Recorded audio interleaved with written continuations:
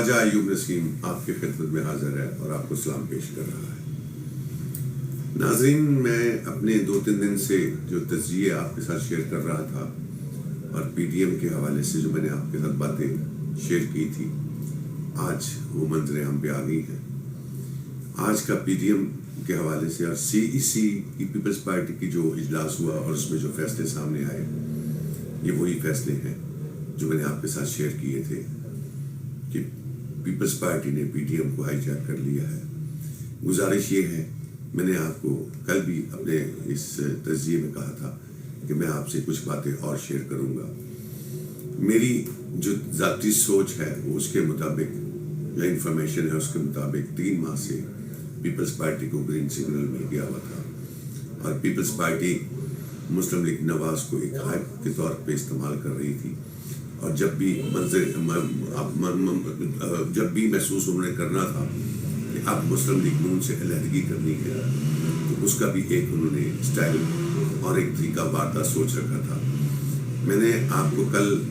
تجزیے میں جو آپ سے بات شیئر کی تھی وہ بلاول کے حوالے سے تھی، 13 دسمبر کے حوالے سے تھی، اور بے نظیر بھٹو کی برسی کے جو تھا اس میں مولانا صاحب کو نہ بلانے کے حوالے سے تھی۔ آج میں آپ سے جو بات شیئر کرنا چاہ رہا ہوں وہ یہ ہے، ایک زرداری سب پہ بھاری، ثابت کر دیا اس نے کہ ایک زرداری سب پہ سیاسی طور پہ بھاری ہے۔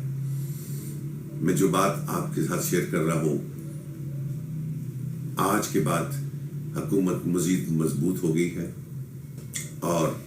سینٹ کے الیکشن کے لیے جو ان کے راستے میں دیوار تھی وہ بھی ختم ہو گئی ہے۔ کیا خوبصورت پتہ کھیلا، کیا خوبصورت سٹائل اڈاپٹ کیا، گفتگو کی مار دی کہ اگر ہم استعفے دے دیں گے تو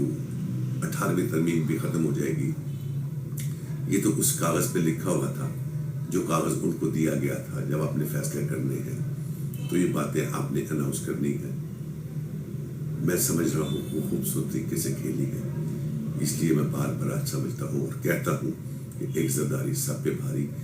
میں نے کل بھی آپ کو کہا تھا کہ اس پی ڈی ایم کا نقصان صرف اور صرف پاکستان مسلم لیگ نواز کو ہوگا، اور آج پیپلز پارٹی نے ثابت کر دیا کہ وہ سیاسی ریونج لے سکتی ہے۔ جو ماضی میں نون لیگ ان کے بارے میں کہتی رہی کہ ہم پیٹ پھاڑ کے پیسے نکالیں گے، آج انہوں نے اس کا ریورس جواب ان کو دے دیا کہ جتنی انہوں نے مریم صاحبہ نے محنت کی تھی، آج ان کی ساری محنت پہ پانی پھر گیا۔ کل میں نے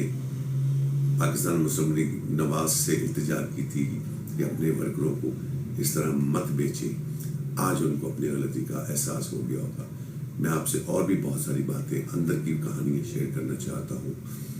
لیکن میں چاہ رہا ہوں کہ کل کا جو پروگرام ہو اس میں آپ کو اندر کی اور باتیں بہت ساری بتاؤں کہ یہ کیسے ہوا، کس طرح ممکن ہوا، خاقان عباسی کو کیسے جانے دیا گیا، اور آنے والے دنوں میں پاکستان مسلم لیگ نواز کے 4 بڑے نام، سیاسی نام پاکستان چھوڑ کے جا رہے ہیں۔ اگر آپ چاہتے ہیں کہ یہ میری باتیں آپ تک پہنچے تو میری آپ سے التماس ہے کہ اس چینل کو سبسکرائب کرتے جائیے، لائک کیجیے اور آئیکن بٹن کو ٹچ کریں تاکہ میرا آنے والا جو سیاسی تجزیہ ہے وہ آپ تک خود بخود پہنچ جائے اور آپ کو سیاست کے بارے میں، فیوچر کے بارے میں جو پاکستان میں چل رہی ہے وہ آپ تک پہنچے۔ بہت شکریہ۔ خدا